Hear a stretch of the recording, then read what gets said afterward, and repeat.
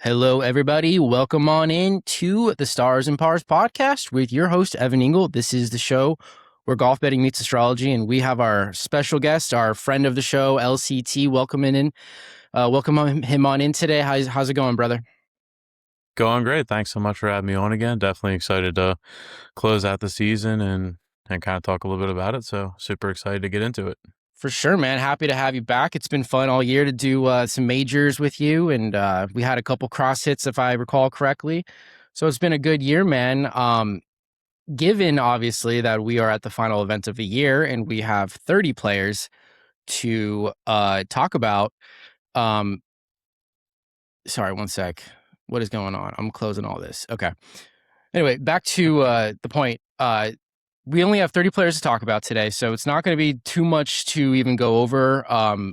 This is Sunday night for those of you watching. We're only looking at the outright numbers that are available on DraftKings at the moment. There's no fantasy pricing yet, but we figure we're just going to kind of go down the list one by one once we get to that point. But before we do, let's have a little bit of fun because, again, it is the end of the year and it's kind of crazy how fast this season's gone. I feel like just yesterday we were seeing Chris Goddard win the first event, the Sony Open, right, this year. And it just feels like we've blinked and we're here. So I figure I jotted down a couple questions and let's just have some fun and see what comes up, man. So first question I have for you, man, just from a golf fan perspective, right? Take sports betting out of it.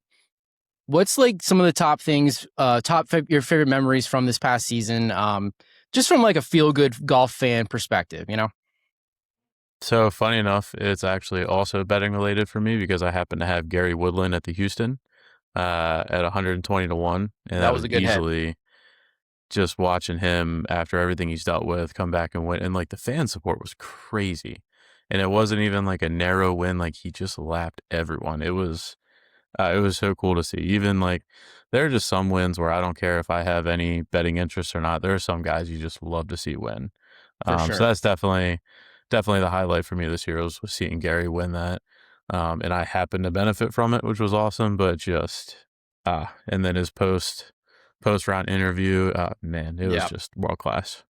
Dude, I didn't even think about that. That is like the perfect answer to that question. That truly, from a golf fan perspective, I think was the best moment of the year. I mean, even if it's kind of hard to say like who doesn't like Gary Woodland, especially with what he's been going through and how he came back. That's a great answer. I fully am with you there. That was awesome to see. Um, I'll add one just for fun. I think if we're kind of going feel good route, I think it was pretty cool to see the Fitzpatrick brothers win the Zurich Classic together. I think that was, and obviously it totally kickstarted Alex's PGA Tour. I mean, he's in the field this week. Who would have freaking thought he would have made it to Eastlake after the beginning of the year when he was literally on the DP World Tour? Talk about, from rags to riches for the younger Fitzpatrick brother, right? Oh yeah, and it was such a like the bunker shot, like the drama and then the younger brother hit a bad shot and then Matt had to save him from the bunker with an absolute dime. I mean, you literally like you couldn't have scripted that any better for a finish and then Alex goes and justifies it by putting up some of the best approach numbers we've seen all season. And he Mm-hmm. reeled off I think like 3 top 10s to go throughout the season. I mean he was crushing the DP World Tour, just can't putt to save his life, which Right. we're kind of seeing that now, but I think that kind of should just speak to a little more of the fact that the DP World Tour players, some of them probably should be over here. Oh yeah. So hopefully maybe, with the live stuff going on, some doors will open and we'll see some more of those DP guys over here because we've seen a couple of Christoph, Rayton got to Yes, win. I mean, we're seeing some of these guys do some damage over here. So that is for sure. um, And he's also in the hopefully field we this week. see, yeah, hopefully we see some more of those doors open, see some more of those DP World Tour guys come over here. I think the moral of the story is that we're at a point in golf where anybody in the world can compete. Like every single person, even the young guns coming up, the Coivens, the Blade Brown, or Brown. It's just insane how many players we have coming up. Even like Michael Thorbjornsen getting a W this year. Like I think it's pretty crazy with where the state of the game is, and it's like you said, there's a lot of players all over the world who honestly could be on tour. They just have to, in my opinion, have the stars align for them, right? Kind of like Alex Fitzpatrick did. But Yeah, and to what you said, it's not like Big Brother Matt did all the work for Alex to get on tour. No, Alex definitely played his fair share, and after them winning Zurich, he's proven that he really belongs on tour. So I think that's been a pretty cool story to see unravel here, and maybe next year, maybe the Hoygaard brothers will do it. I don't know, who knows? That'd be Um, cool. right? Kind of cool, like having a lot of like sibling duos. Like I think on the LPGA, there's Aki EY and Shizzy EY, like duo sisters, and then the Jutanagarn sisters. There's like a lot of like sibling duos, which I feel like we're gonna keep seeing more of that as the years go by. But all right, next question for you, which I'm sure you kind of already answered, but if there's another one, give me that one. So, what were some of your favorite outright hits from this past year? Obviously, Gary Woodland being one of the best ones, I'd say, right? Yeah, no, absolutely. I think the run of 3 weeks where we hit three winners in a row. We had Cam Young at the Players, Yes. Gary Woodland at Houston, and Matt Fitzpatrick at Valspar in between. Hmm. Um, it is just crazy to hit three outright winners in a row, and the rest of the season kind of doesn't matter because you're already like well up. Like Yeah, everything else is just a bonus. for sure. And then we capped that off by both of us hit Tom Kim at the Scottish Yes. for like about 90 to 1. Yes. Um, so easily two of the biggest outrights I've ever hit in the same season. So it was just like a really good season. And I liked what you said, man. It's like, dude, I see so many people on the Reddit that say like they haven't hit anything all year, and like it's so hard to get a hit in golf. We're finding the needle in the haystack every single week. So if you get a run of three in a row, like you said, dude, that's like the rest of the season doesn't matter. That's a huge feat in itself, and I love that. And I was gonna say Cam Young at the Players was probably one of the best, my favorite hits of the year. And then I have a little I really liked Rory winning the Masters back to back. I thought that was pretty crazy and unexpected. But the astrology for me that week just screamed to take him. So I really enjoyed that one, and I got to go with my guy Wyndham Clark winning the U.S. Open. That was pretty crazy. When he kind of ran away with it and then almost coughed it up at the end, like he almost did today. But in classic Wyndham style, he figured it out in the last few holes and got the job done. And it's kind of crazy because he last year, right, with like everything in the locker room and kind of was like, bro, is this guy gonna get off tour in the next year? And then in 1 year, he's what now, number one, number two, number two, number three, number four now in the world or something like that. Um, Pretty crazy to see. So I think those are my favorite hits of the year. Yeah, that Wyndham US Open, we were both on that one too. And that was I've never seen anything like that fourth round where the fans were all Yeah. cheering for him to hit in the bunker and like Yeah. I'm all for hassling the players. Like they're making millions of dollars. Give them their fair share of grief and Right. stuff. But like there's definitely a line that Yeah. got crossed like that entire it was crazy. I'm not a Hmm. Wyndham fan by any stretch. I actually kind of don't like him, but when it comes to betting, like you're just objectively betting the guy that you think's going to win. I actually felt bad for him, which is the first Yeah. time I've ever like it was just nuts. But I was so happy to see him, deal with that, come out on top because that like nobody should have to deal with that. That was just Yeah. I agree. It was mm. pretty brutal from the fan perspective, but maybe not that he deserved it, but maybe he had to go through that with the fans to kind of like win them back over. And even like today, like when he was like +3 for like the first 15, 14 holes. I was really impressed with how he held his composure together. Old Wyndham would have broken a club or two by that point, with Rory down his back and just right there, and Gary Woodland even making a push.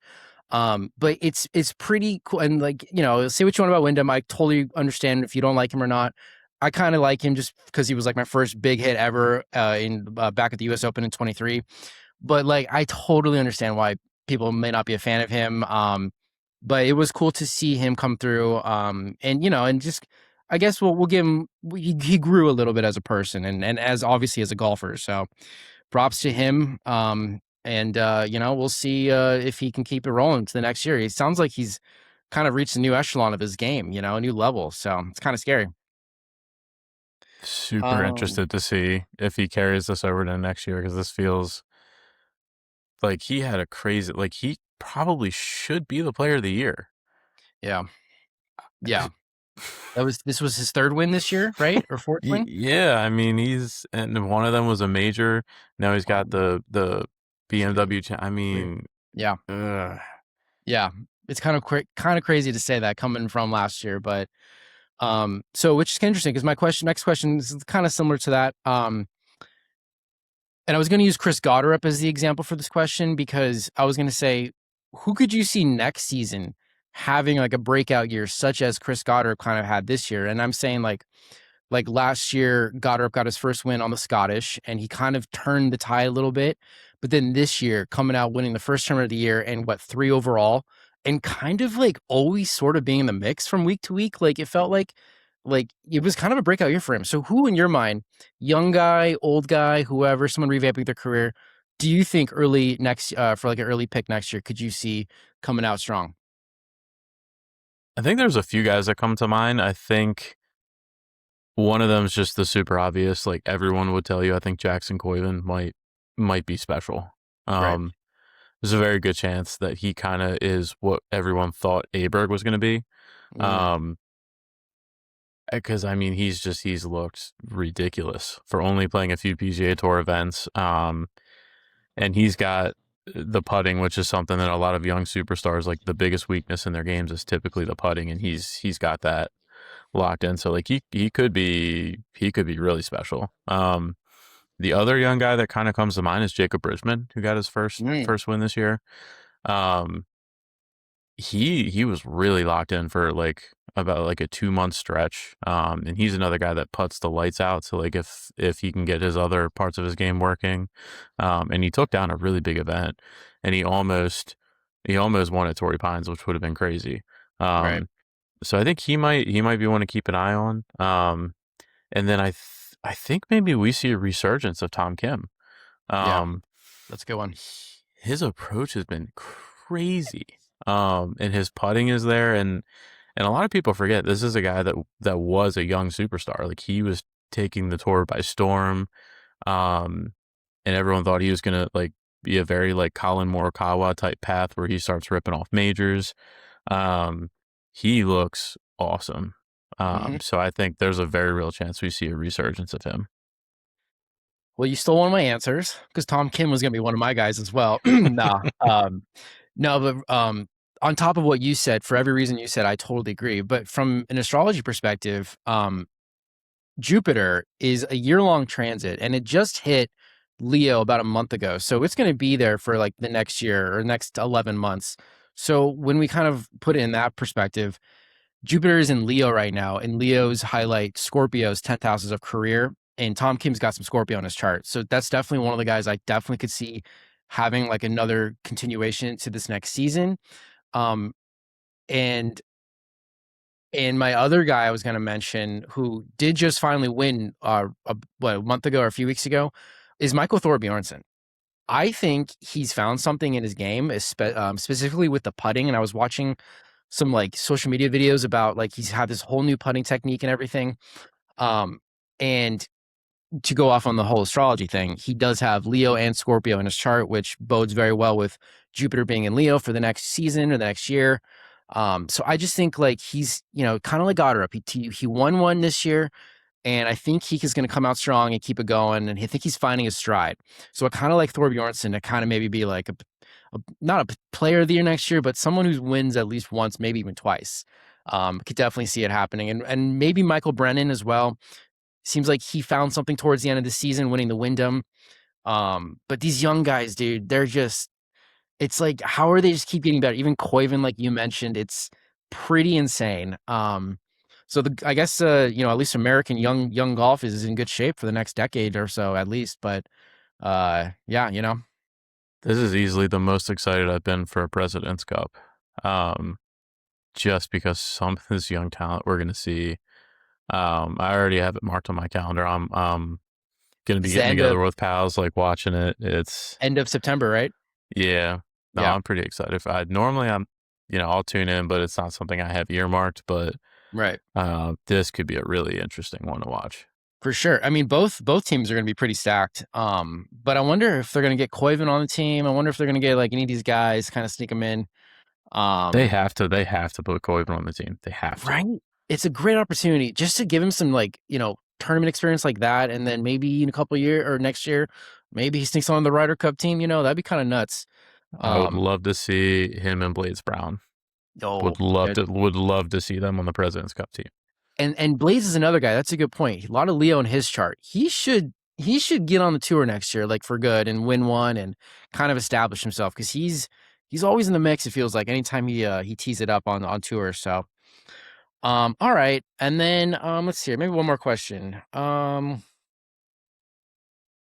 It's kind of a mean question, I feel like, but like how like Jason Day kind of fell off this year a little bit and missed the playoffs for the first time like in forever. Like, who's a golfer next year you think might be kind of falling off? That's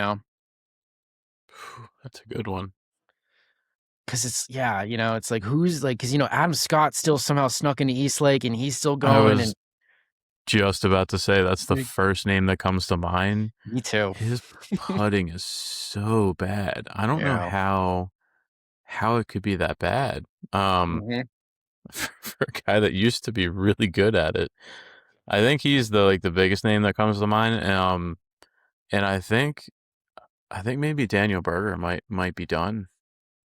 Yeah. What happened Um, to him? It's like towards the end of this year, right? He just got we hurt. saw some sparks where it looked like he got his ball striking back because he was never a good putter, always a unbelievable ball striker.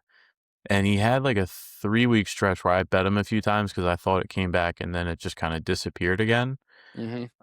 So he might have just been out of the game too long to really be able to fully get it back. Yeah. Um, I think that he might just kind of be done.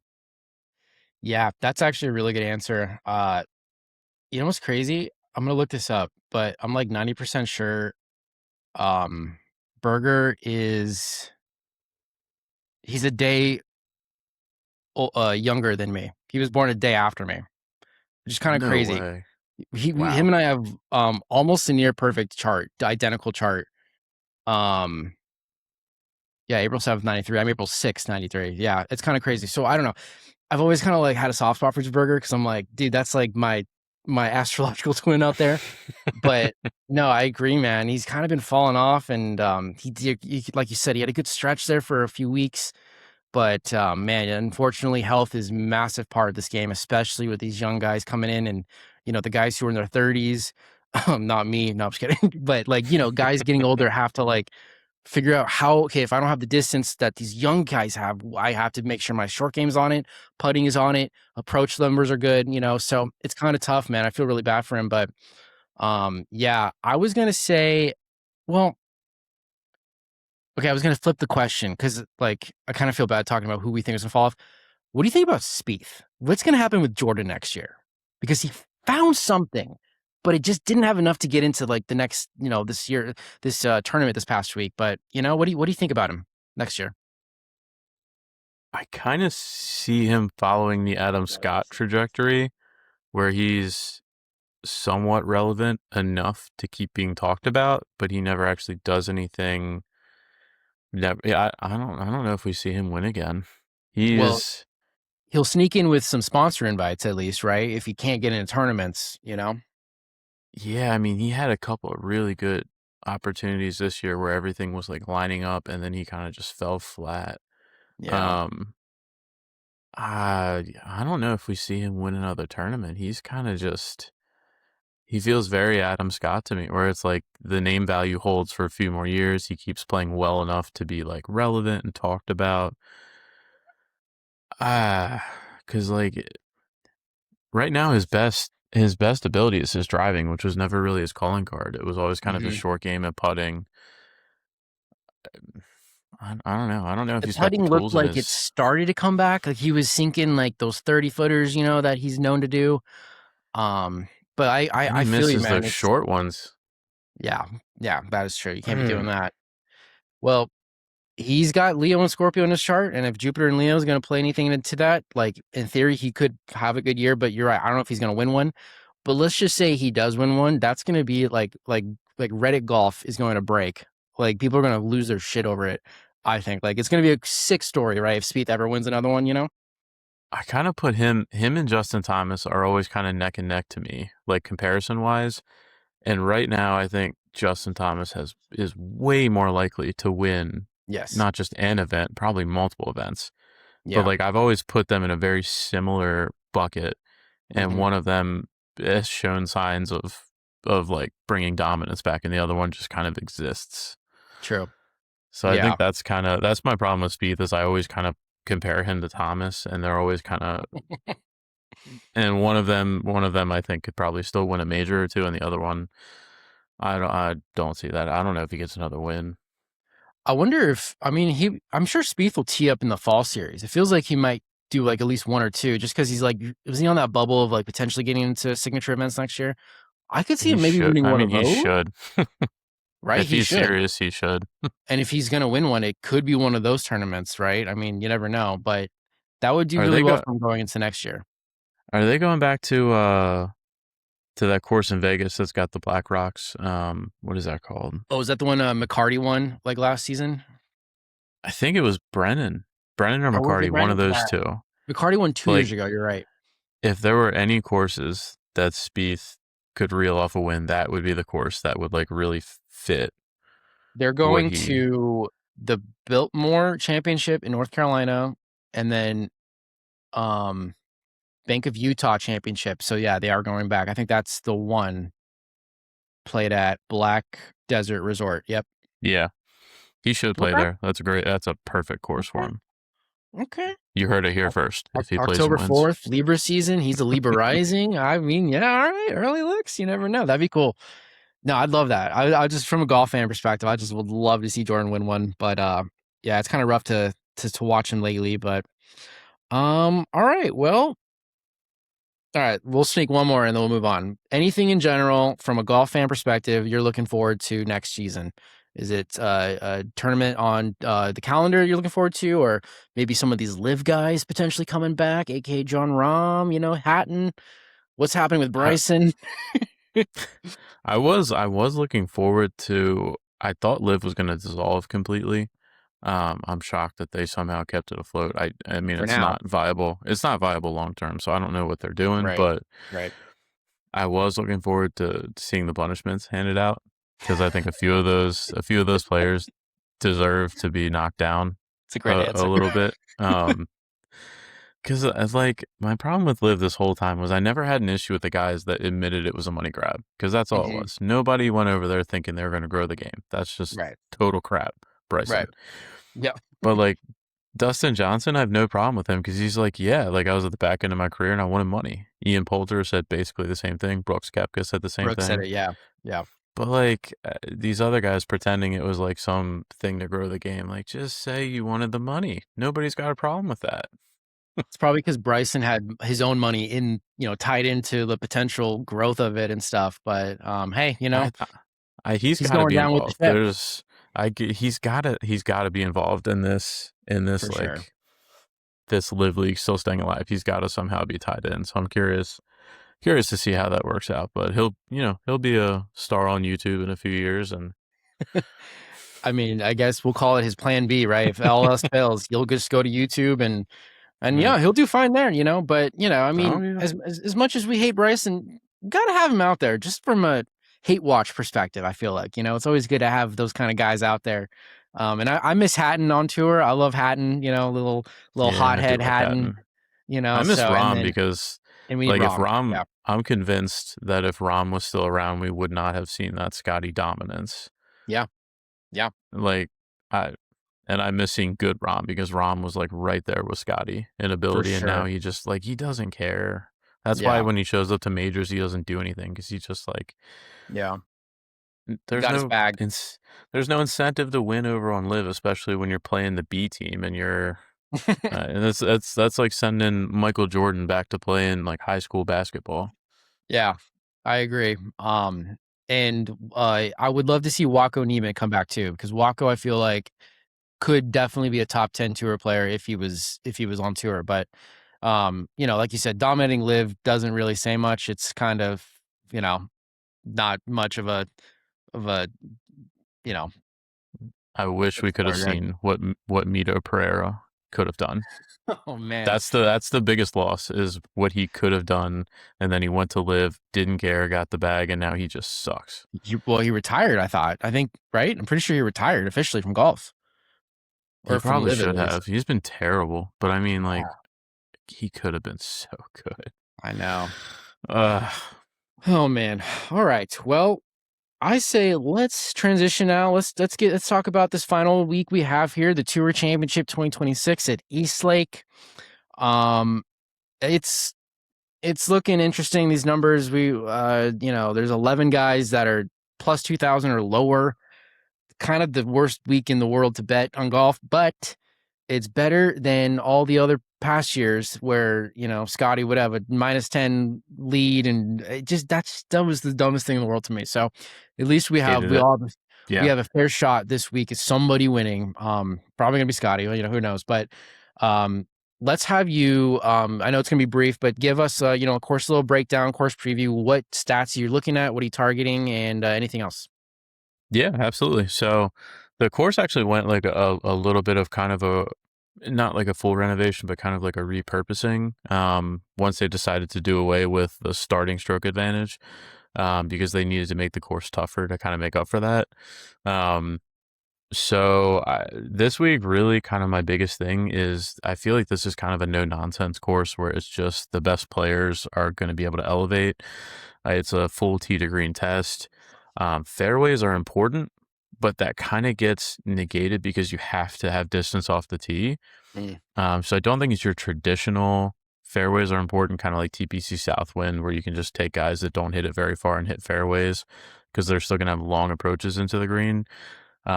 So this is kind of one of those where you need a guy that hits it long and hopefully gets hot and knocks down some fairways. Um, and there's always your fairways. So you're going to see a definite advantage for ball strikers. The balls are going to be in phenomenal lies. So the best ball strikers are going to, it's like essentially live clean in place. Anytime you're playing on Zoysia fairways, like it's just absolute perfect lies. So yeah, I mean, I'm not really looking too much into it this week. I think it's just a no nonsense. The best players are going to be able to elevate, and the worst players are kind of just not going to be relevant. Even if you're not betting them, give me 3 players that this course is like kind of almost perfect for them from everything you just broke down. Ludwig, long and straight, Really? like I mean, nobody is really as long and straight as he can be when he's on his game. Um, Fleetwood makes some sense. He's not as long as I'd like for him to be on a course like this. Mhm. Same with Henley. Those are traditional guys that I look at when I look at fairway dominant courses. But we've seen Xander have a ton of success here, and he's not always like a fairway finder. So it's a tough course to handicap Hovland as well, because right? yeah, because you want fairways, but you need distance. You can't just knock down fairways and have success. Like you have to figure out the guy that's just going to be absolutely on fire off the tee, and that guy's going to just have a huge advantage. Yeah. Okay. Well, let me give a quick astrology breakdown of what I'm looking at this week, and then we'll just try to start from the top and go into it. All right. So the sun is now in Virgo as of yesterday, and Mercury is moving into Virgo on Tuesday. So we're going to have 2 Virgo signs. That's big for Sagittariuses. Venus is currently in Libra, and that's going to stay the same for this week. And Mars is in Cancer, and Jupiter is in Leo. The moon will be traveling through Aquarius. It's going to be there early Thursday morning. I'm sure they're going to tee it off by like 8 a.m. Eastern time. So I'm assuming like most of the players will play under an Aquarius moon in the morning, but at 3:04 p.m. Eastern, the moon's going to hit Pisces. So it's kind of tough to read on those days where the moon is shifting. And then it's going to be Pisces all day Friday and all day Saturday. But Saturday evening at 10:38 p.m., obviously when everybody's done for the day, the moon's going to shift into Aries for a final round Sunday, which is going to be sick. I think Sunday is going to be lit. It's going to be Aries energy on a Sunday is always awesome. So from all of that, I think this is going to be a big week for anybody with Sagittarius, Virgo, Libra, Pisces, Aries, and especially Gemini and Cancer placements, because Pisces will light up Gemini's 10th house of career. for the first 2 days or for 2.5 days, really. And then on Sunday, the Aries moon lights up Cancer's 10th house of career. And the first name on the list, big surprise. We're going to start at the top here. And I guess I'll go first because I'm going to take him. It's Scotty Scheffler. Um, I hate it. I hate it with everything in me. I don't want to do it. But in a 30-man field, and we were chatting before the show, Scotty at plus 310 in a 30-man field is kind of crazy, in my opinion. Great number. Right? Great number. Like, it doesn't make sense. So I'm like, that's got to drop by tomorrow. I feel like it, I mean, this is obviously Sunday night. These are early numbers. I would take 310 at the moment. If you're out there and you want to do that. But here's the reason why. I think obviously he had a great week last week, and then this week he struggled, which I felt like he was going to. He's never played well under Sagittarius moon, which was the moon for the first 2 days, and we saw him just got to like +4 at one point. Like, it was crazy. Through 7 holes, +4 through 7 holes. Exactly. And in typical Scotty's fashion, he, got it back down to, I think, 5 under finish, something like that. Don't quote me on that. But I figured he'd have some sort of resurgence. But next week at a place that he's done really well at many times, it's really hard because he's a Cancer sun, and Cancer is going to be the big career boost winner on Sunday. He's a Virgo moon and rising. We are in Virgo season, and Mercury is in Virgo, so it just boosts him even more. And I talk about the Pisces moon lighting up Gemini's 10th house of career. Well, he's got a Gemini midheaven, Mercury, Venus, and Mars. There's a ton of Gemini in this man's chart. And his Jupiter is Capricorn, which that is the one conflicting placement with Aries on Sunday. But Venus being in Libra right now lights up Capricorn's 10th house of career. So all that being said, he has a really good combination. He has a really good chart. And it's just kind of like with the way his year went, with like a ton of second place finishes, a ton of really good results, but not really winning it except for the Amex and the one last week. It kind of feels like Scotty's got something on his shoulder that he's just like, he wants to prove he's still number one, which obviously is. And it's like a $10 million first place payout this week. I mean, what's more motivating than that for these guys at the end of the year? I am really worried about him. So I'm sure the without market will come out, and I don't know if it's going to be without Scotty and Rory. I hope it is, because Rory's also looking really good from an astrological point of view. But no matter what, I'm probably going to do Scotty, and I'm going to go in the without market with whoever else we talk about as we go forward. So putting it back to you, I know you're not about Scotty this week, but what are your thoughts on Scotty and even Rory? Yeah, I think this is as good a week as any to bet Scotty. You're getting a fantastic number. I mean, 3-1 is what his odds were for most of the majors this year in full field events. You're getting him only against 29 other golfers. 3-1's an insane number. I was fully expecting +210, +220, which I think it gets bet down for sure. Mm-hmm. I think it gets bet down to at least like +240 by tomorrow. Yeah. Which, if you're betting Scotty, you need every single point that you can get. Yep. I won't be betting him. It's a great chance to do so, but I was on him last week. And just in a field like this, I just think the value's elsewhere from me. But I kind of thought he was going to reel off 3 straight wins. Yeah. So all that to say, he probably does win this tournament, and I think 3-1's tremendous value. I think there's more value in Rory at, I think he's like 8.5 or 9-1 right now. 8 plus 830. Yeah. And he looked fantastic this week, which came on the heels of him looking terrible the week before and saying that he was kind of feeling lost. And I mean, he's played this course tons of times. And Rory, the courses he's played the most, he tends to kind of just show up at. So, I mean, I have no issues whatsoever with anyone who wants to bet either of those two and kind of just call it a day. I think the without markets are going to be awful this week. I think the numbers are just going to be terrible. So I probably am just going to suck it up and bet the full market with Scotty and Rory and really hope that they don't just run away with it. Yeah, that's a good point. Rory from the eye test worries me. I I didn't like, obviously he played horrible last week, or 2 weeks ago, and then this week looked promising, made a bit of a surge on Sunday, and then just played that par 5, just looking like an amateur golfer out there, going from, like, rough to bunker. It was really, really rough, and I think that's where he totally lost it, but, from an astrological point of view, it looks pretty good for him. I mean, Rory is a Taurus, Sun, Venus, and midheaven. So that's like a lot of Earth to go with Virgo season that's happening right now, which is also Earth. Rory is an Aries moon, which is where the moon will be finishing on Sunday. So it is his own moon sign, Aries, and that usually bodes well for players just from like a confidence perspective, a belief perspective.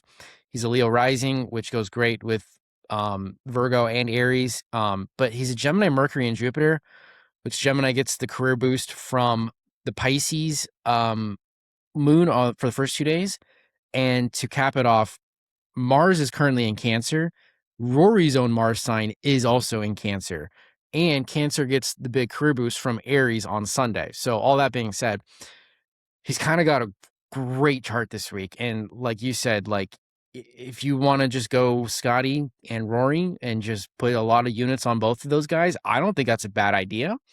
If you want to just do that in the regular market, they're the two best golfers in the field, and at a place where they both have showed success at, with support from good astrology placements, career wise for them this week, it's kind of hard to not take both, in my opinion. But that's boring, you know. So hopefully, I'm hoping there's a without Scotty and Rory market. If it's just without Scotty, then maybe Rory, but his number is going to be like half of what it is now, so it may not even be worth it. So I don't know. I'm not really. I'm kind of undecided at the moment, but I am leaning towards maybe just going Scotty and Rory and calling it a day. But that's boring. But let's go down the list and keep talking about everybody. Next up on the DraftKings odds list is Ludwig Gobert, who you already mentioned. It could definitely have a great fit this week. He's plus 1375. Let's go Ludwig and Xander. What are your thoughts on those two? Not even remotely interested in Ludwig at that betting number. He'd have to be up at 20 for me to even look at him. Mm-hmm. There's just some sort of disconnect with his game that is just not quite there. He can't put 4 rounds together. It is a Yeah. perfect course fit, but I have zero confidence that he can win this event. I Yeah. wouldn't even touch him in the outright market, especially with him being priced that high, which I'm suspecting is because of the course fit is why he's priced above guys that he really should not be. Mm-hmm. Xander is very interesting to me. I was on him this week. I felt like this was a really good week for Yeah. him to make some noise. And he was crap, Yep. which that happens. But his course history is like second to none, really, That's at right. East Lake. Like Yeah. he's crazy good at East Lake. And his ball striking has been good. He's shown some signs of life with the putter. He's good on fast greens, which one of the changes to the course is the greens are just like lightning speed now. I think I heard like 13 and a half on the stump, Oof. which is really good for Ludwig. He's really good on fast greens, really good on bent grass. Um, I don't know if I'm going to, that number is just not good for either I of them. I don't I know agree. if I can get there. There are Yeah. other guys priced lower that I think I probably view as having a very similar chance to win. Okay. I really thought this was going to be a good week for Xander. I was really surprised he played so bad. I was on him as well this week. Kind of like what you said about Ludwig, there seems to be some disconnect with Xander. Xander always felt like he's so reliable in certain situations, and like the situations you think you're like, oh no, Xander's gonna get up and down from that bunker or whatever. He's like leaving him short, like really short, and it's like uncharacteristic almost. So, um, for the same reasons that you're out, I'm also out. From a numbers perspective, but on top of that, I don't like Ludwig's chart this week. He does have a Sagittarius rising, so technically this is like a career month for him because Sagittarius is get the boost career wise from Virgo. But with that Pisces moon, I don't love it for him. Um, if he was playing really well and like he looked confident, I'd maybe say, okay, maybe he can fight through it. Because if he does get to like Sunday and he's kind of in the mix, like he does have an Aries Jupiter sign, but I can't get there. Just because he's just been a letdown in general this whole year, and I don't see that changing over 1 week. And then same thing with Xander. I was on him last week. I can't get there this week. He's got a Capricorn rising and a Libra midheaven, which, Libra and Venus is great for that right now, and Mars being in Cancer is great for the Libra midheaven of his. But the Aries moon on Sunday, I just think will give him fits, and I'm not down with it. And he just hasn't looked like himself this year. So talk about a guy who next year probably I think will figure out his game again. But yeah, it was a weird start, right? Like, wasn't he kind of injured for the first part of the year or something? And then it took him a minute to get going. So maybe that has something to do with it. His numbers throughout the year were crazy. Like I was just waiting for the breakout because the numbers were there. The stats said that it's only a matter of time Hmm. before this guy starts ripping off wins, and I just kept waiting and waiting and waiting. Yeah. Yeah. Um, Maybe he just needed a bad year to like refocus, and he needs an off season to like recenter. I Yeah. don't know. I thought he was gonna. I mean, and he still should kind of take the tour by storm. He should be a top tier player, winning Yeah. multiple events a year. Like the talent's there. Right. Well, to your point, we call it a down year for Xander, and yet he's still like the fourth high or lowest odd on this court. It's funny. It's like he's his bar is so high that when he doesn't get up to that level, we just say it's a bad year, but it's like he's still better than 95% of the players on tour, which is crazy. So if Xander does unlock, his old self again, watch out next year, everybody. I mean, Scotty, you never know, man. He can come after Scotty. But yeah, I can't get there this week. So let's keep moving. The next two on the list. Let's go next three on the list. We'll kind of start opening this up a little more. It's Wyndham Clark at 1,500. It's Sam Burns at 1,500 and Cameron Young at 1,550. Who tickles your fancy, if any of those guys, or who could you see potentially playing well for fantasy purposes or anything like that? Wyndham is always someone I look to when he starts showing form. He's one like we said I said this exact thing at the U.S. Open. It's like when he gets hot, you just bet him every single week, and you just Yep. wait until he gets cold again, and you're probably gonna hit an outright somewhere in there. Um, uh, Very very possible I bet him this week. The odds kind of suck, but Yeah. he's just one of those guys when he's in form. I bet him as long as the course is not like a terrible fit. Um, and he's got the distance. The accuracy is a concern, but I think it's a decent course fit for him. I think the bent grass greens that are fast are probably an advantage for him. Um, Cameron Young, not even remotely interested in. The putter's just fallen off of a cliff. Yep.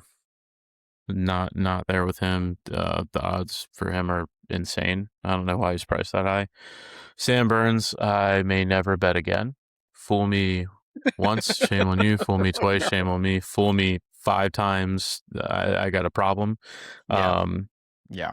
I, I just, yeah, because I'll never be confident in and outright. Like if I place a bet, he could be up by 8 strokes, and I would not be confident that he closes it out. So he might be one of the very few guys that I just don't bet, because it's, even if I like him at a course, like I'm just gonna be stressed out watching the entire final round. So Just on principle alone. Yeah, I don't blame you, man. He's let that you. I mean, I haven't been on Sam as much as you have, and some other guys, but like, it is very it's very sad to see him not be able to pull a Sunday off. And that being said, if there was a Sunday, he might pull it off. It could be this Sunday, nope, but I'm nope. not getting there either. He does have a Cancer midheaven, which for the Aries moon and the Pisces, it's a really good combination. Um, But other than that, and like he does have a Gemini, Mercury, and Mars, which again, Pisces, the first 2 days will boost the 10th house career of Gemini, and he's got a few of those. But yeah, from a principal perspective, I think he's mentally cooked. Something's going on. Like the game was there. You know, I don't know if it's gonna happen again. This week. So I'm definitely for the same reasons you're out. I'm out as well. Cam Young can't get there. Uh, although he does have like a lot of Earth in his chart, and we are in Earth season now. But I think it's kind of too late for Cam. I think like, he just he found something in the beginning of the year. He won the players. He was even in the mix at the Masters, but ever since it's kind of been petering off a little bit. So I'm out on him. And then Wyndham, my guy Wyndham, I'm probably out too. But that being said, I wouldn't be surprised if he does finish top five this week. I think there are some favorable things happening. The Pisces moon, he's a Pisces rising. That's a really good kind of fit, but he has a ton of Sagittarius in his chart, which Pisces and Sag don't like love each other, but it's kind of negated with us being in Virgo season. Virgo lights up Sagittarius' 10th house of career. So what am I trying to say? It's really tough because like if Wyndham actually does win, like I actually won't be surprised, especially like on a Earth Fire Sunday. That's really good for his chart. But given the fact that like he won this week and like I don't know, I don't think he can go back to back. But to your point, like when he's hot, you do kind of have to go after him. But at 1500, like especially like if I'm gonna be doing Scotty and Rory in the regular market and looking for something in the without market, I don't think I can get there.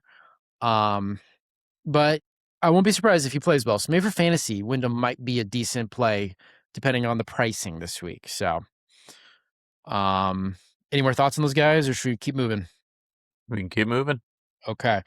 So the next three on the list, it's Matt Fitzpatrick at plus 1650. It is Tommy Fleetwood at plus 1800, and it is our favorite player in the world, Patrick Cantlay at plus 1800. No, I was kidding. What are your thoughts on any of those guys? This is the range that I'm going to be more than likely pretty invested in, kind of from here up to like 30 to 1 are probably where I'm looking mostly. Mhm. Because I want guys that are strong TD Green players, guys that have win equity. And I feel like once you get below 30, 35, you're kind of into the guys that just don't really have a chance. Right. Um, Fleetwood makes a lot of sense. Really good course fit for him. I believe he's got pretty solid course history. Yeah, he's kind of a little bit of a mixed bag, but he's got a pretty good record here, especially putting. Last year he putted the lights out. He won here last year. Mhm. And that is something I'm kind of looking a little bit more closely at. Last year was the first year with kind of the renovated greens. So guys that all of a sudden had spike putting years last year are definitely getting a little bit of extra credit in my book. I really don't like betting him because he's another guy that I just don't feel like can close. Right.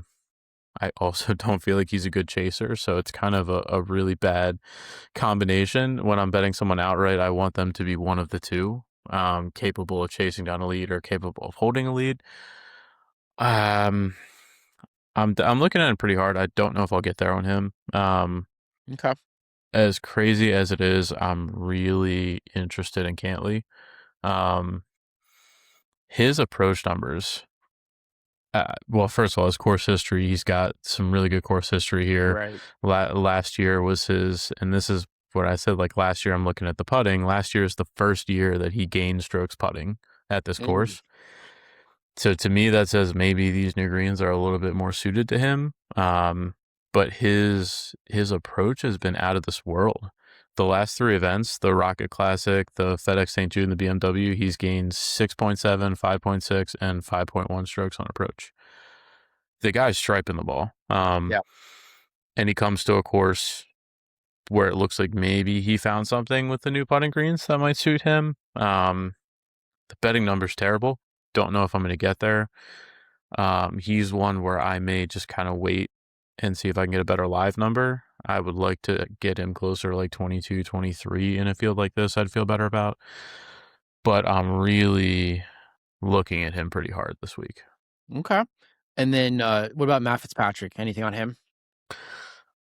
I haven't really been super interested in him um, in a while because the off the tee game doesn't feel right for him. It feels like Yeah. something happened because he cracked his driver head back. When did he do that? I think it was right before the Truist. He cracked his driver head, and he's only had 2 rounds where he gained more than a stroke off the tee since then. Hmm. But the beginning of the season, he was dominating off the tee.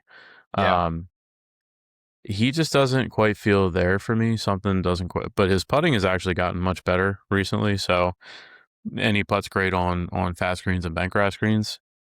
So if you're looking for something there, he's got decent course history, but his approach has not been good. I'm just much more interested in the other guys around him, I think. I feel you. Yeah, I'm with you on Matt. Even from the eye test, doesn't look like he's been his old self recently.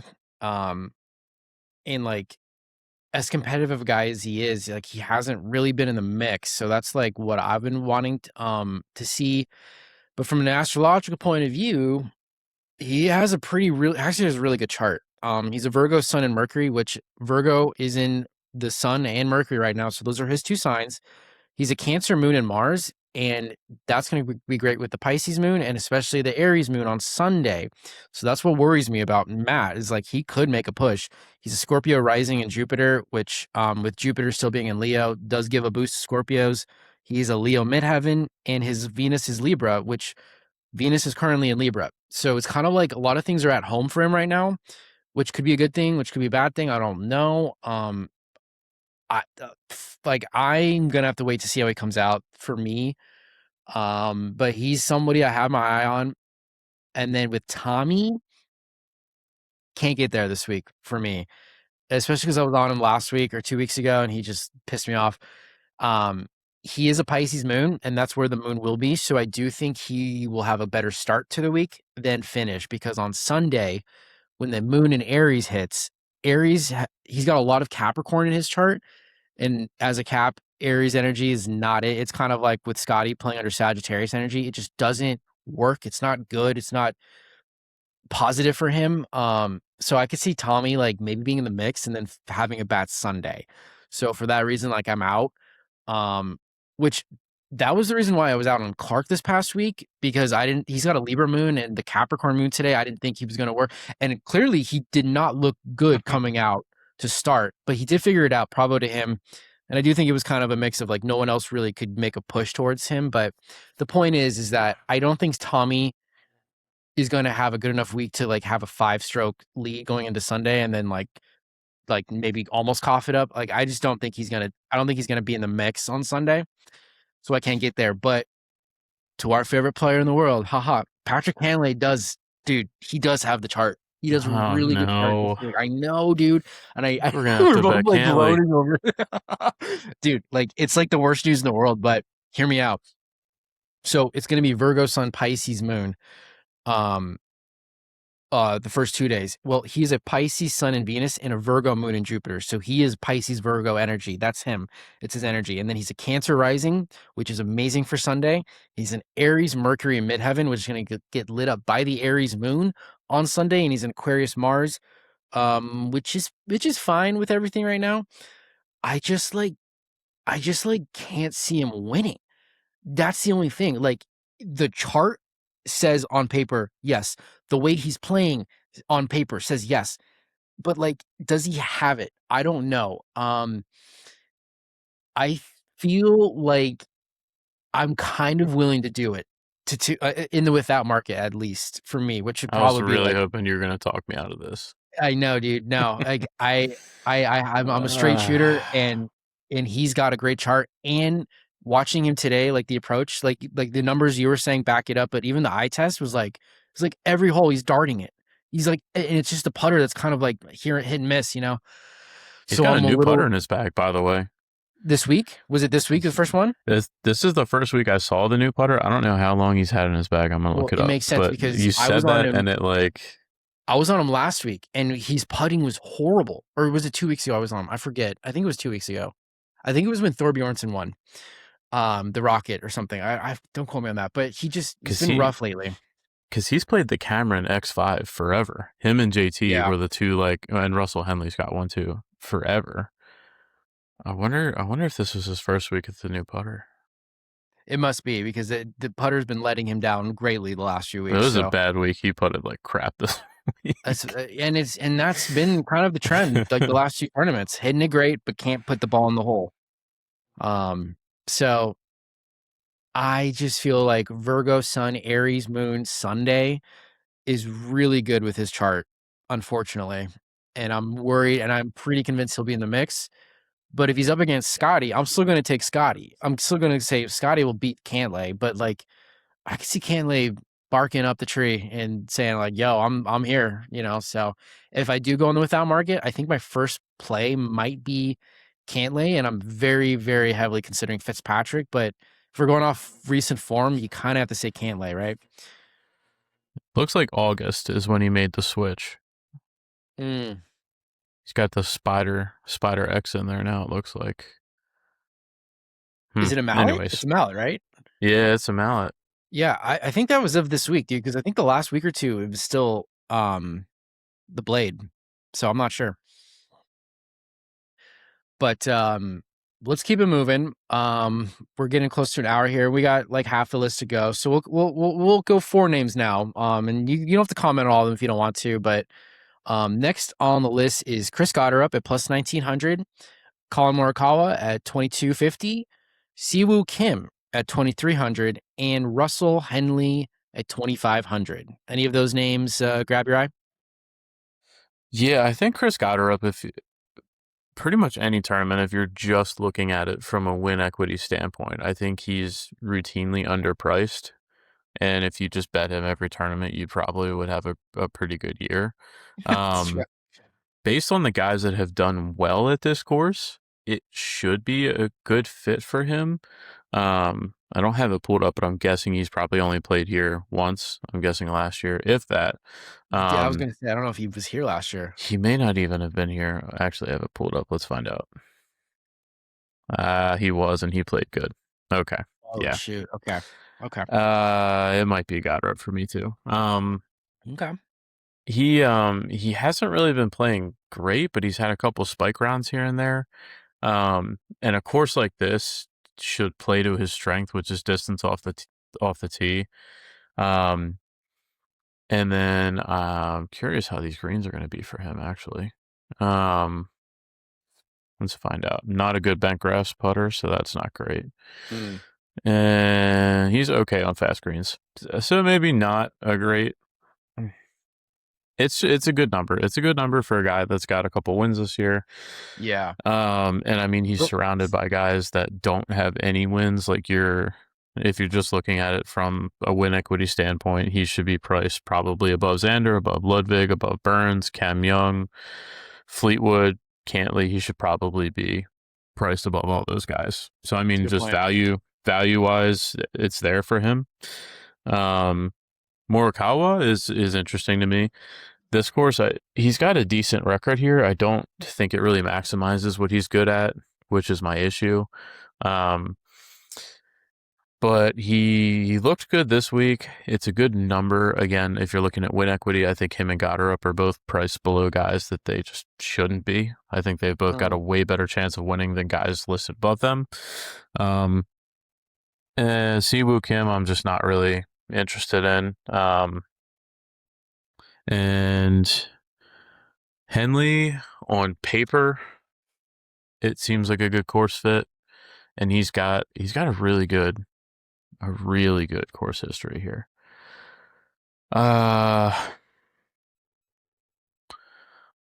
He hasn't been good lately, is my I problem with know. him. The putter's been there, but the last time he reeled off a win, it came out of nowhere. So Henley's Yeah. one I had Henley and Cantley were the first two guys I wrote down. Okay.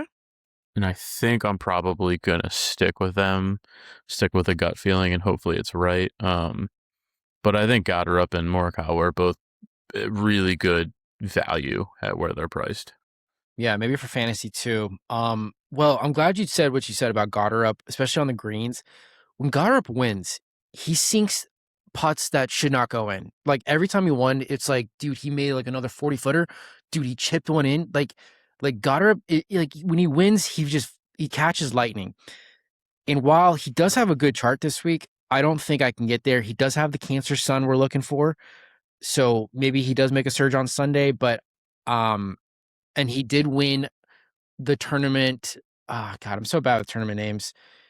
The last one he won where the John Deere, where Ben Coles, who I was on, hit into the water Gosh, and yep. he should have at least parred that hole to go to playoff. Goddard was kind of handed it. While he did have a great Sunday, I can't take that away from him. That was on a Pisces moon. I remember it. And I was big on Ben Coles because Ben Coles had like Pisces in his chart, a bunch of stuff. So the Pisces moon will be here for the first 2 days, but the Aries moon finishes up on Sunday. I can't get there if it's not a good putting kind of grass for him. And again, like I just like all the other guys we talked about a little bit better, but him showing up this week and kind of being in the mix is concerning, but I don't think I can get there. um, Same with Colin Morikawa. He has a Mars in Libra, which I think is explaining why he's playing so well. Venus is in Libra right now, and he's got a ton of air in his chart, so that boosts a lot of that. And then Mars being in Cancer lights up his 10th house of career for his Mars in Libra. So it makes sense that Colin's finding some sort of form again, and he's playing really well. But with the Pisces moon, I could see him having a good start. And then the Aries moon, I just can't see it happening. He does have a Capricorn placement that kind of bugs me for him, but I can't see Colin winning this week, so I'm out on him. And then Siwoo and Henley are the two that I really definitely actually wrote down. I want to hear your thoughts about Siwoo in a second, because he, like Scotty, has Gemini and Cancer placements we're looking for, and a Virgo rising, and his Jupiter is in Sagittarius, which all month long, Virgo lights up Sagittarius' 10th house of career.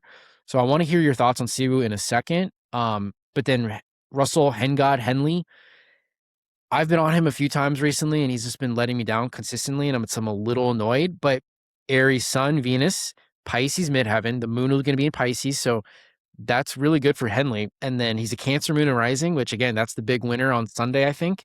Taurus Mercury, he's got a little bit of Earth in his chart, and then we're looking for Gemini because the Pisces lights up Gemini's 10th house of career. Well, he's a Gemini, Mars, and Jupiter. Henley has 3 or 4 career placements this week. So does Siwoo. Why don't you like Siwoo? Talk to me about him. So the biggest thing for him would just be he's got very little experience at this course.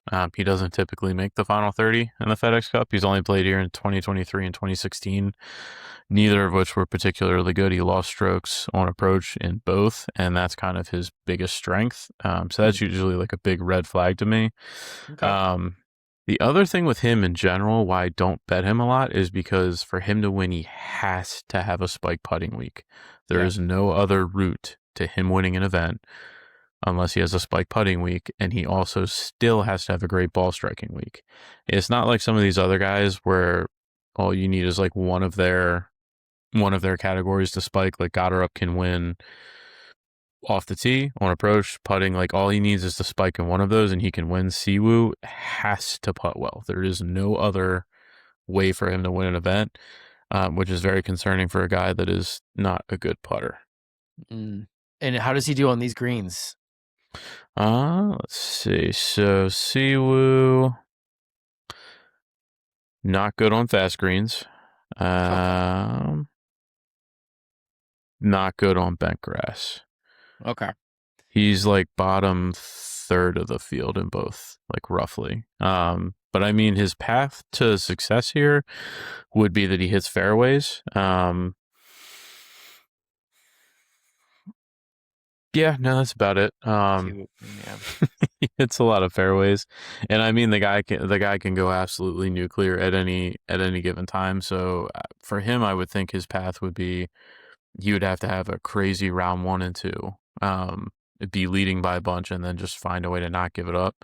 Which he's had 2 chances at that this year, and he hasn't been able to hold on either time.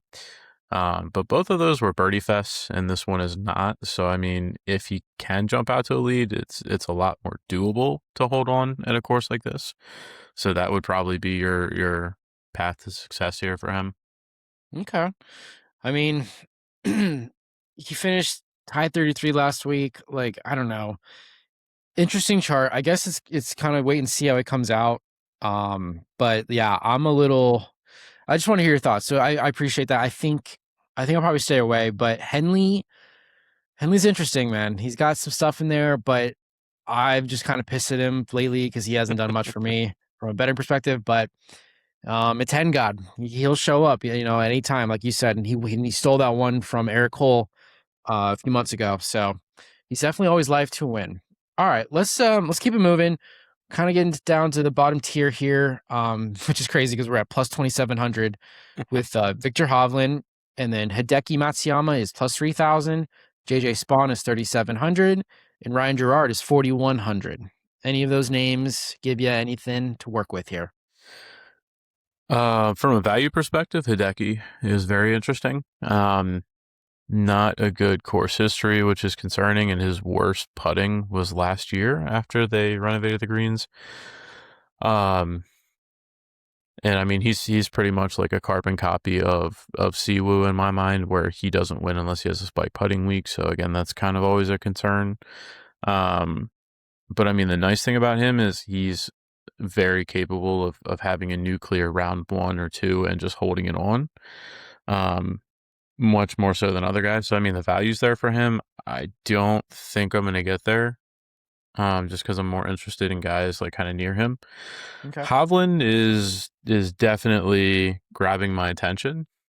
I think I have to do a little more digging to see if I can get there with him, but we started to see him have some spikes lately, which is always good for him. He's got a decent course history. He's shown some spike putting. He won back in 2023.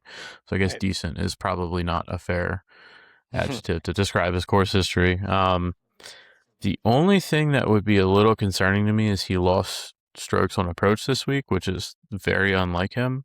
Mm-hmm. He probably would be the most interesting guy to me out of that group. JJ Spawn, just the putting is just really, I don't trust him to make putts to win events. Yeah. And his lack of distance, I think, could really hurt him in this event. Ryan Gerard on paper is interesting. I don't have him pulled up, but I'm thinking his form lately has probably not been great. Yeah. But on paper, he's a ball striker, which is definitely something that I want at a course like this with Zoysia fairways. Oh gosh, yeah, his He finished tied approach is 16th this week. his approach has been bad. Is it? I don't think Yeah, I saw him once on the broadcast. yeah, he's a no-fly zone for me. He's lost strokes on approach in 5 of his last 8, and that was his like biggest calling card earlier in the year when he was making noise. He was gaining like multiple strokes on approach. Dude, he was in the mix all the time in the beginning of the year. There was a stretch where I was looking at him. I think it was the Charles Schwab, the Memorial, Genesis. He was there, the Open Championship, Rocket Classic. Yeah, he had a stretch where he was really making some noise. Right. But yeah, he's been bad lately. Yeah, he's a no-go for me. Okay. Yeah, I'm kind of with you on all these guys. Same sentiment. I wrote down Hovland to talk about him, mainly because I just remember him destroying this place a few years ago.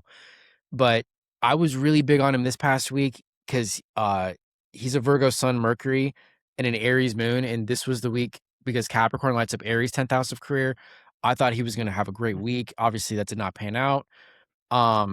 But with next week being a Virgo Sun Aries Moon finish, well, he is a Virgo Sun Aries Moon, so it's going to be his 2 signs on Sunday. But the Pisces Moon, like he's a Scorpio rising, Venus and Mars, so he does have some water in his chart to get through the Pisces, and it's obviously Virgo Sun and Mercury season, which is his 2 signs. He plays well here, and he's a Leo midheaven, so man, dude, if he's in the mix on Sunday, I would be a little worried. But he doesn't have any Cancer in his chart, and that's really what I'm looking for when I'm going to put my money on somebody. But I guess from fantasy perspective, I wouldn't be against Hovland as like a mid-tier guy. I think he might be fairly priced in the middle. So that's something I'm gonna keep my eye out on. I'm out on So Hideki. he might be Oh, one to live bet like going into Sunday when he's a couple strokes back. I could see that because he's a chaser. I could see him making a chase as well if he's like 3 or 4 back. Like that's a good point. But yeah, I don't know if I can do that. And then Hideki, I can't get through Hideki. Even though I do think he could have a good couple first days, his chart is such a I don't even know how to describe it. Like there's so many conflictions in his chart that I can't even describe this like in a way that was going to make sense. Long story short, I'm just out on Hideki, and he doesn't have any career stuff. He does have some Sagittarius in his chart, which is good for the whole month, but I guess for this week, I can't get there. I think he could have a better start than finish. I can't see him winning. And then JJ, I'm out on JJ. Um, I think like he'll be like kind of like he'll play fine, but like I don't think he's gonna win. I guess is what I'm trying to say. But Gerard, like I don't want to get there because just the way he's been playing, but kind of has a good chart. Leo Sun, Aries Moon, Virgo Venus and Rising, Taurus Jupiter, Gemini Midheaven, Cancer Mercury, Scorpio Mars. So he does have Aries, he does have Virgo, he does have Cancer, and I think he's got Gemini in his chart. And if that's the case, then like it's kind of a good chart for this week, but um I still can't get there. Is what I'm trying to say. But fantasy purposes, he's in like the bottom 11, 12 guys. That's may not be bad from a fantasy pricing perspective, but I don't think I'm gonna get there. Um, any more thoughts on any of these guys, or should we keep it moving? Nope, we can keep going. Okay, we're getting down here to the bottom. We got 1, 2, 3, 4, 5, 6, 7, 8, 9, 10 more guys. So we'll just go 5 and 5 here. So we got Jacob Bridgman up next at plus 4,200. We got Justin Rose at plus 4,500.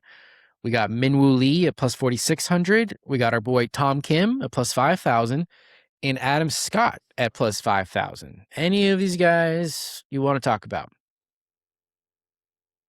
So Jacob Brisbane is kind of close. Looking at his strokes gained, he's been positive in all categories 3 of his last 4 weeks, which usually means like he's close, like something Right. might be brewing there.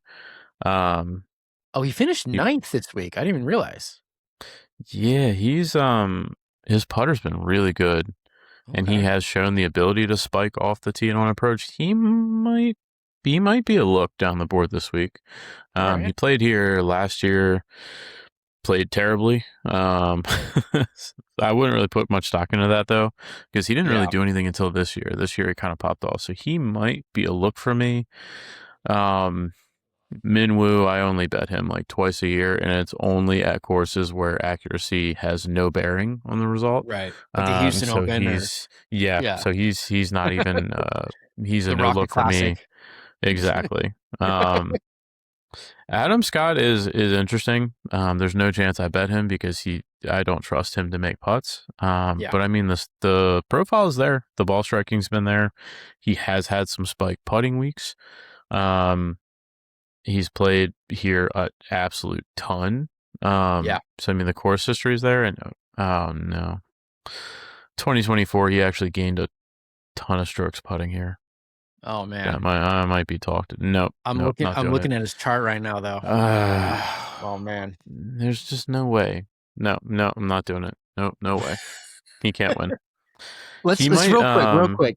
That would be insane if he did win. Like can we just picture that for a minute? Like that would be insane. If you're here's where I would look at him, and I probably will bet this now that I'm looking at this. Top Oceania is a Oh, market that okay. DraftKings offers. It'll be him and Minwoo and Ryan Fox. And Ryan Fox, yeah. And Minwoo is going to be the favorite. Adam Scott and Ryan Fox will kind of be around. I'm guessing you could probably get him 3-1, 4-1. Yeah. So that That's might be a not really right. interesting look for me. No, Sure. I can't get there. He can't win outright. I could see him getting the top 20.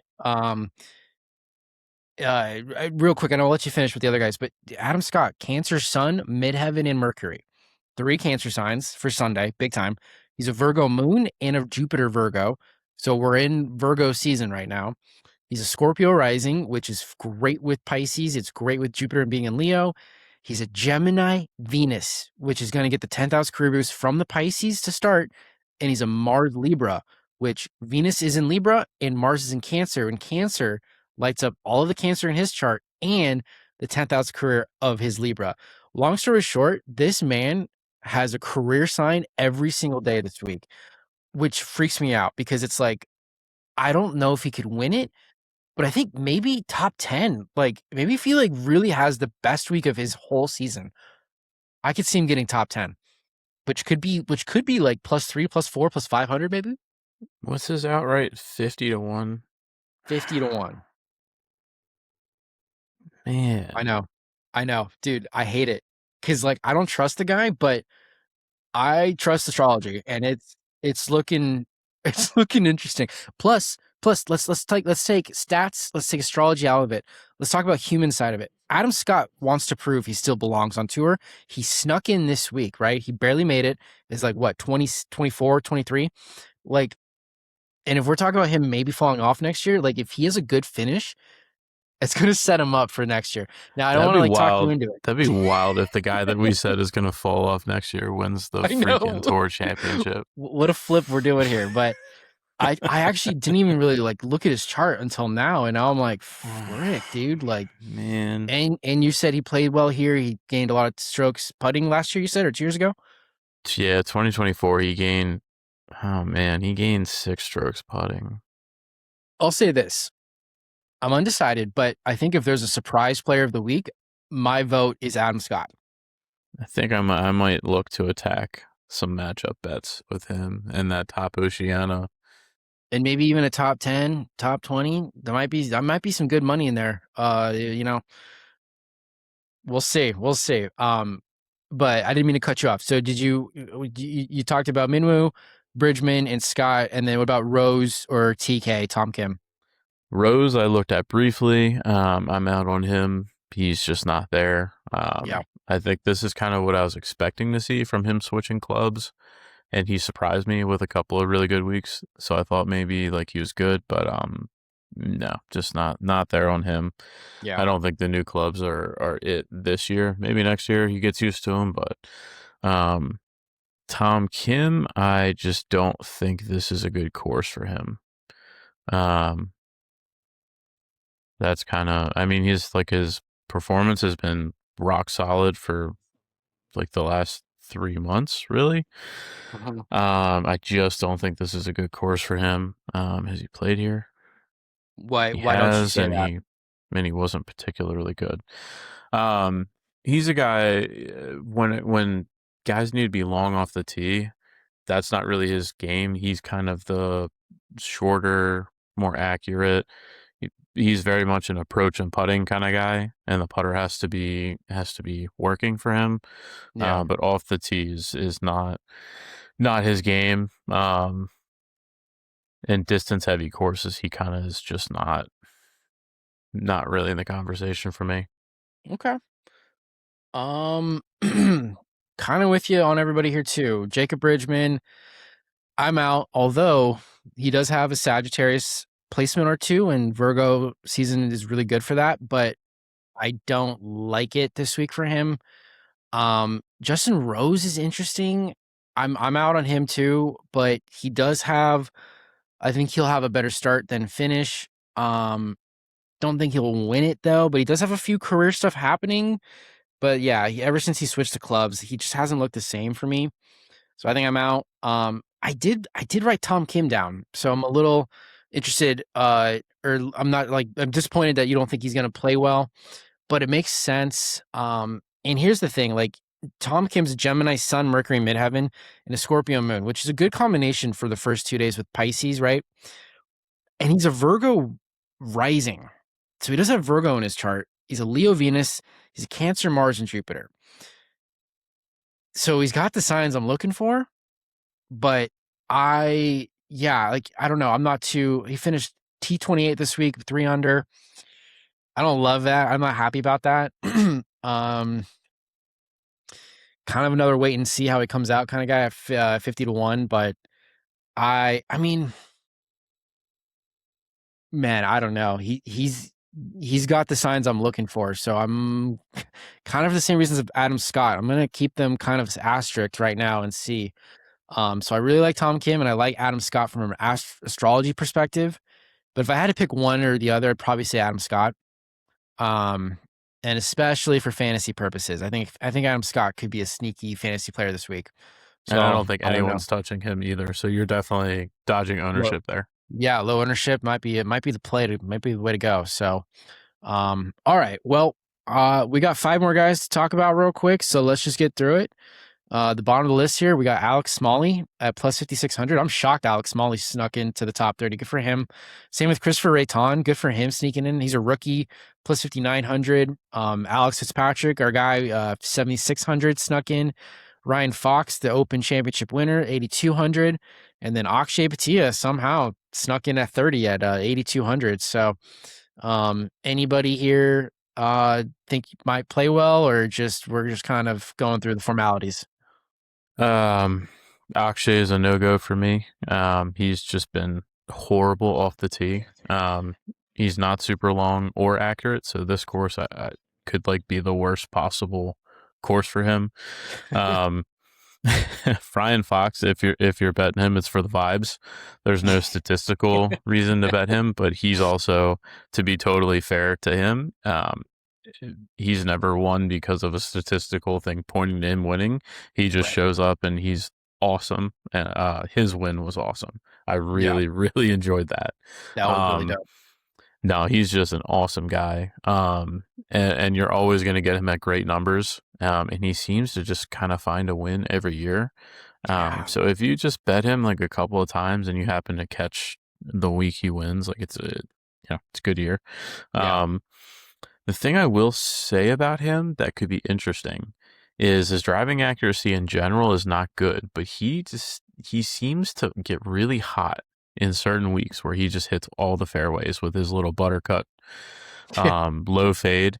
Um, and then his putting style, like he just kind of he's kind of like this is gonna sound terrible, a much less talented Chris Gotterup, where any single part of his game could just light up in any given it's week, true. and then he could just rip off a win. Yeah, Um, which like when you're getting him at these crazy numbers, oh, I mean, what is he? Probably 60 or 70 to 1 this week, I'm guessing. 8,200. Yeah, I mean, you could argue his win equity is greater than some of these guys at 40. So I That is mean, true. I can't really give you a reason not to bet him because he's not really a course fit guy. He kind of just shows up, and when he gets on fire, he gets on fire. There's really no rhyme or reason for him.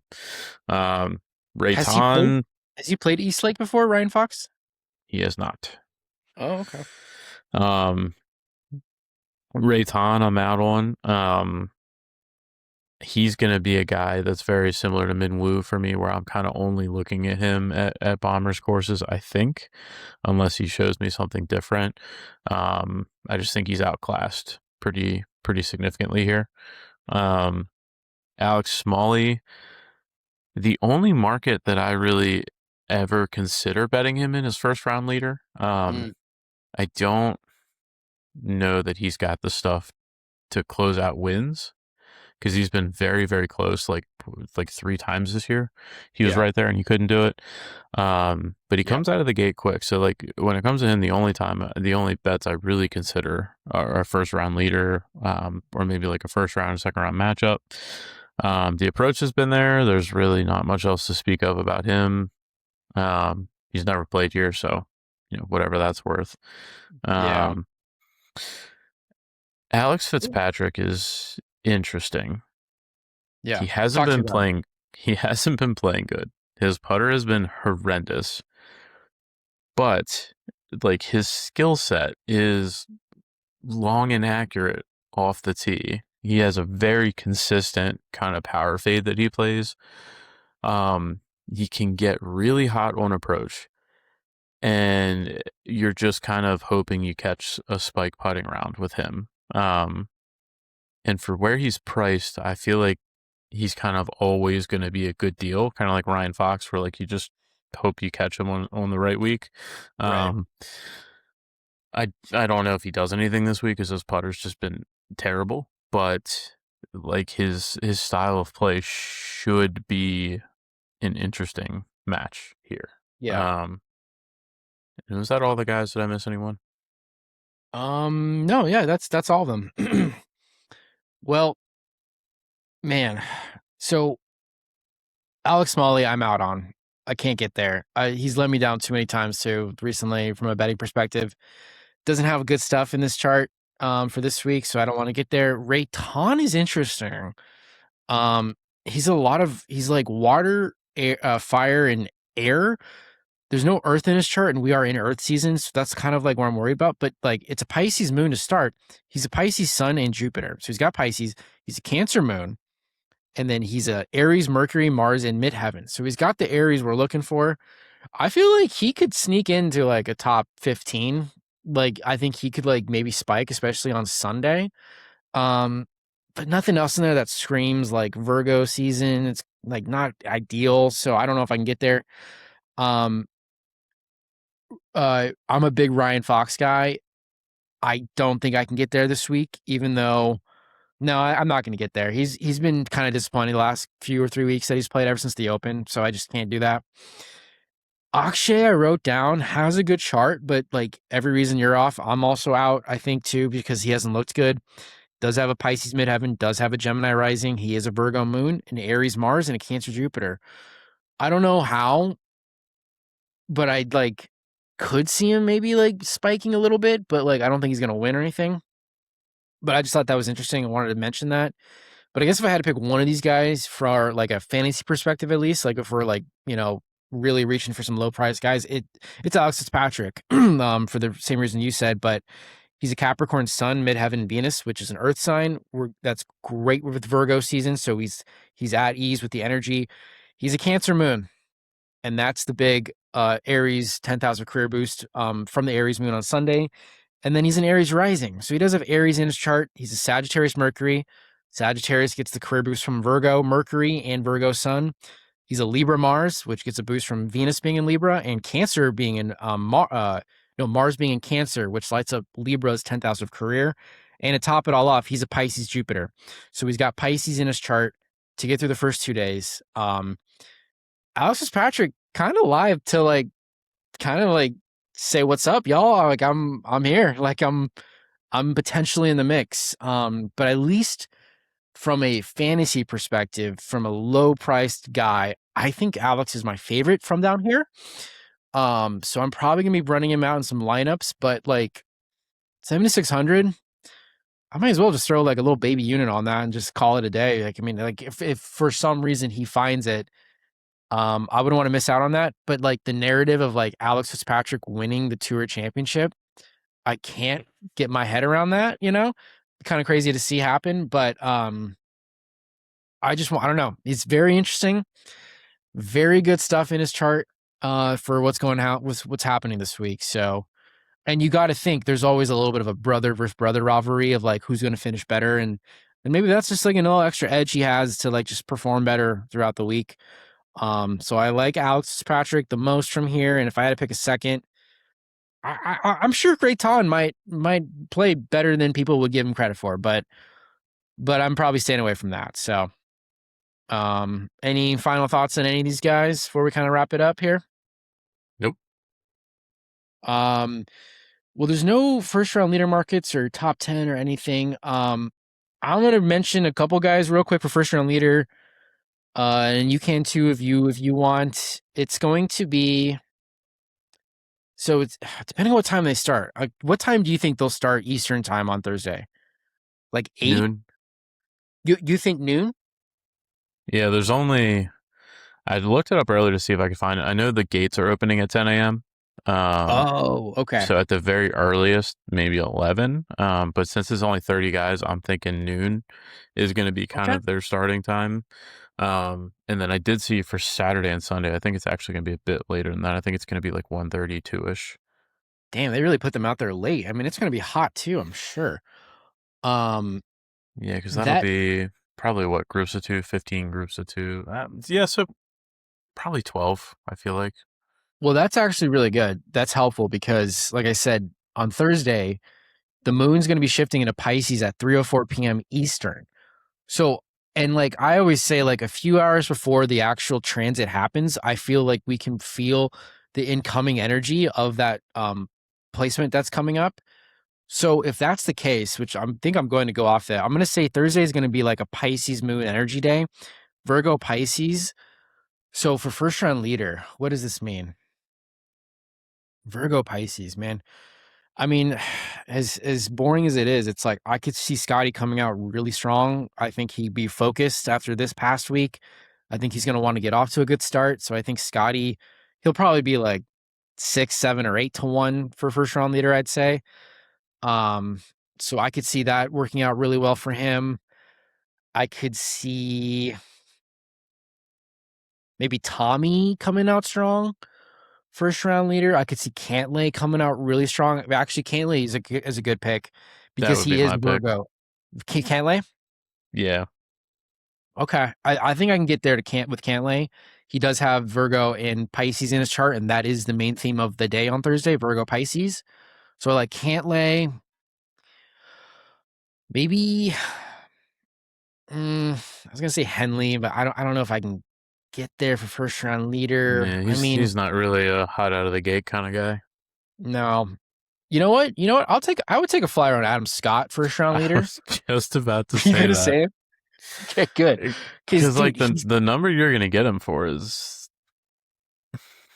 I'm guessing it's. I mean, it's got to be it's got to be 50, near what it 60 to is. 1, I would think. Yeah, I'd say it's a little higher maybe than his outright number, or maybe a little lower. Maybe even just like 4,000. That's still really good. But dude, he's actually got a really good chart for Thursday with the Venus and Gemini, Libra, Mars, and a ton of water in his chart. Water, Earth's kind of the theme of the day. Watch out for Adam Scott having a good round one, and if he gets off to a good start, man, maybe he just has enough motivation to just like see it I out might and maybe I might even have have a to bet crack him at it. outright just because I'm gonna feel really stupid if we talk this much about him. I I don't know. bet him and he wins. It would be so fitting, right? If that actually happens, dear God. And you know what? Maybe Colin with a Pisces midheaven and some Gemini in that chart. I could see him. Maybe no, actually, I don't know. I feel like it's going to be like four guys tied at the top after day one at like 3 under, 4 under, 5 under, and it's just going to be like, yeah, big whoop. I mean, if that's the case, Christopher Rayton has a lot of Pisces in his chart as well. But actually, okay, if we had to name three, I'm gonna go Scotty just because it's Scotty and whatever you may get a little something out of it. I like Canlay, and I think I'll go Adam Scott for fun because he does have the Gemini and a lot of water in that chart in Virgo. Um, and you like Cantlay and you like Scott too, maybe for a first round leader. Yeah, Cantley, I bet him first round leader like a decent, and I don't normally bet a whole lot of first round leader, but Cantley is a guy that I kind of look to target at certain courses because he does come out of the gate pretty hot. Um, yeah, Adam Scott does too. He kind of shows up on first round leaderboards out of nowhere, and then hmm, maybe Hovland, but I don't love that because I feel like he's either great or terrible. There's really not a whole lot of in between with him. So I guess the good news is you're going to know pretty quickly whether or not your bet's in play or not, because he's either going to be 2 over through 2 or 2 under. I could get to Tommy first round leader as well. With the Pisces moon, and I think Tommy plays really well with Pisces because that is his moon sign. So I don't know. I wouldn't be surprised. But again, I think Tommy would have a better start than finish. I can't see him winning it, but I can see him kind of coming out strong. But again, I think three or four guys will be tied at the top after day one. That's just kind of how it goes. So hey, if you bet one of them, at least you'll get a fourth of a payout and whatever. It's something. Um, but yeah, other than that, yeah, until more stuff comes out, there's nothing really left here. I think to go over. Give me give me three names that you're feeling pretty good after our discussion here. I was already, the first two names I wrote down were Cantley and Henley. I was pretty locked into them. Um, and I'm glad to hear their charts are looking good as well. So I think I'm Yeah. definitely good on those two. Okay.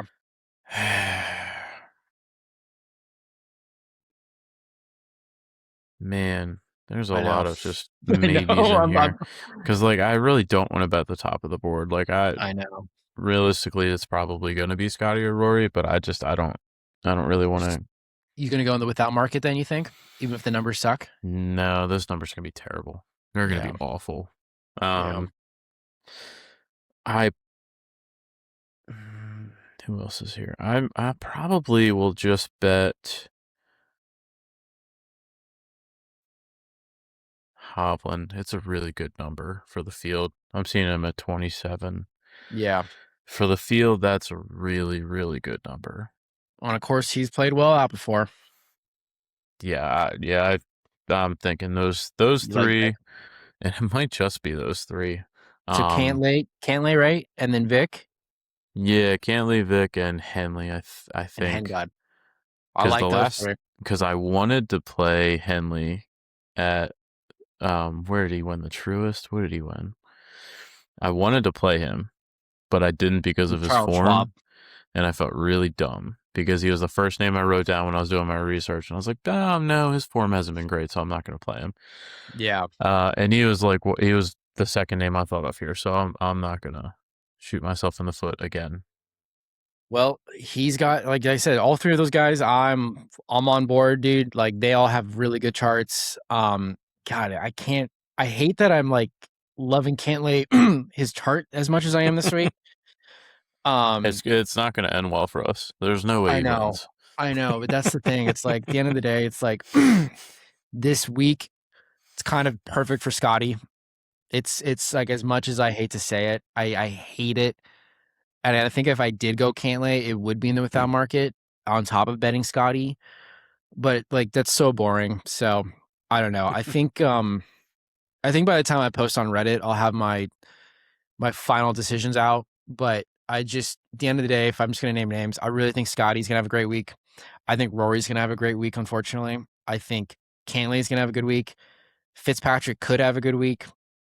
Siwoo could surprise people. Henley, Hovland, and then if Adam Scott somehow wakes up, Alex Patrick, even TK, Tom Kim, maybe, I don't know. It's kind of rough, right? We're at the point where you kind of know what you're getting with all these guys, but at the end of the day, you got Scotty Scheffler who you have to worry about.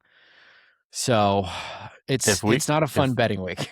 if we call the Adam Scott win here after we talked about him being one of the guys to fade, and both of us are on him, this needs to be clipped and just blown up Dude, across Twitter, and like this will be the call of the century.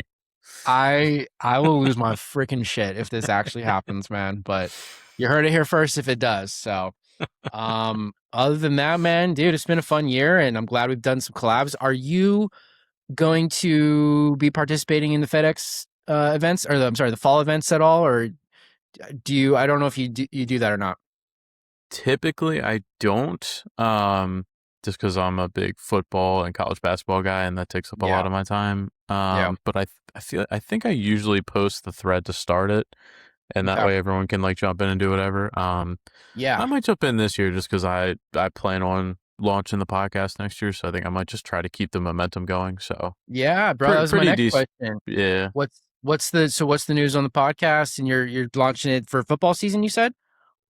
I might launch it for football season. Definitely going to be good for golf season next year, starting with was the Century, usually the first event. For I sure. think the Sanderson is usually the first event that I like cover. So probably for that one, but yeah, it'll definitely be up by then. It might be up for football season. Depends how I'm feeling about football season. Yeah. But Who's your definitely team? up. Ravens, unfortunately. Oh, well, that makes sense. You're on that side, yes. Yeah. Unfortunately. Well, I'm a Chargers fan, unfortunately. So, I feel the sentiment, and I think I have a little worse luck than you guys do over there. But, but hey, Chargers looking good this year, man. Well, you never know. You never know. We're both Um, looking good. That's what always worries me. Whenever the public feels really good about my yeah. team, I'm just like, It's like, nope, no, no don't way. don't talk about us. No, we don't want it. Yeah, I feel you, man. Well, all right, dude. I'm just gonna mention real quick, if you guys watch this and you enjoy the show, please subscribe to my YouTube. It's been a great year so far of just growing the YouTube slowly but surely. I have a ton of fun doing this every single week. So thank you all who have done that. And there's one more thing I was gonna say. I don't know. If there's golf any week, I'm doing a show. That's always been my thing. I know the DP World Tour goes till the end of the year. LPGA goes a little bit past the PGA season, and then we got the fall series, and I think there's something Liv's done. Yeah, Corn Ferry I think is done too after a few weeks from now. So yeah. Anyway, the point is, if there's golf, I'm doing a show. But we'll be back next season. We'll be ready to roll, and we'll definitely do some more collabs in the future. Yeah, Absolutely. Yeah. Let's do a preseason for next year and cover some majors and stuff. dude, super down. That would be, yeah, a little early year preview or so like that. Definitely, let's do that, man. All right, brother. Well, this has been fun. Thank you guys all for listening. I'm Evan. This is LCT. I'll have this posted hopefully tonight or tomorrow. But best of luck to all. Let's get some winners and let's finish strong. All right. Thanks for having me. All right, man. See you guys later.